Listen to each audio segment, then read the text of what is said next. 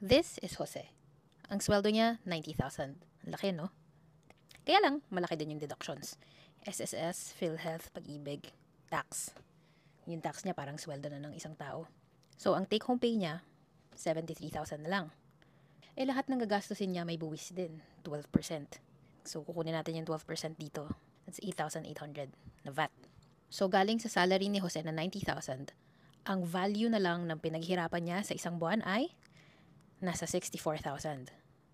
Magkano yung mapupunta sa gobyerno? Itong 13K, pati itong 8,800. So, nasa 22,000. Ngayon, paano makakasiguro si Jose na itong pinaghihirapan niya every month ay hindi ibubulsa ni Eme at hindi rin mapupunta sa mga tao na kagaya ni Clarice? Tulungan natin siya. Una, alamin natin, sino ba yung sangay ng gobyerno na tumutulong magdesisyon kung saan mapupunta yung taxes?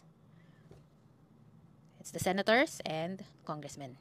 Pareho silang gumagawa ng batas. Ang pinagkaiba lang, senators are on a national level, while Congress are on a local level. Mahaba tong proseso na to, pero sisimplihan ko lang. Pag nag-propose yung president natin ng budget para sa taon, ang nag-i-evaluate niyan ay ang senators at ang Congress. Ang pinag-uusapan nating budget dito ay ito. So, ang mga senators at ang congressmen, tumutulong silang mag-evaluate kung saan i-allocate yung budget para sa taon. Trabaho din nila na siguruhing ang budget na na-allocate or binigay sa mga government sectors ay ginagamit para sa mga mamamayan at hindi lang pansariling pakinabang ng politicians o ng mga kamag-anak nila. Trabaho din ng senators at ng Congress na gumawa ng mga batas. Batas na makakatulong para sa mga mamamayan.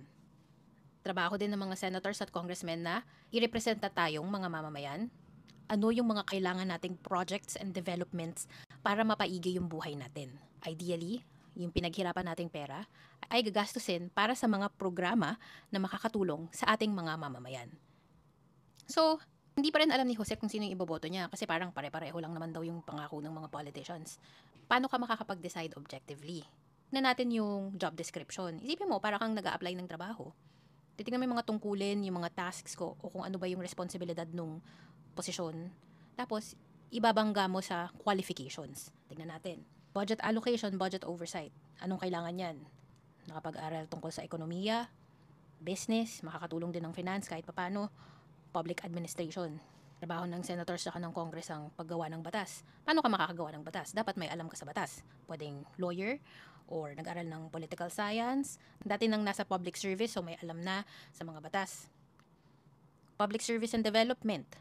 So, dapat yung kandidato may kaalaman or experience sa social science. Dating nasa healthcare industry o kaya nasa education. Madaming paraan para ma-evaluate yung candidate. Alam kasi nating lahat sila dadaanin tayo sa emosyon. Kailangan nating maging matatag. Kailangan nating maging objective.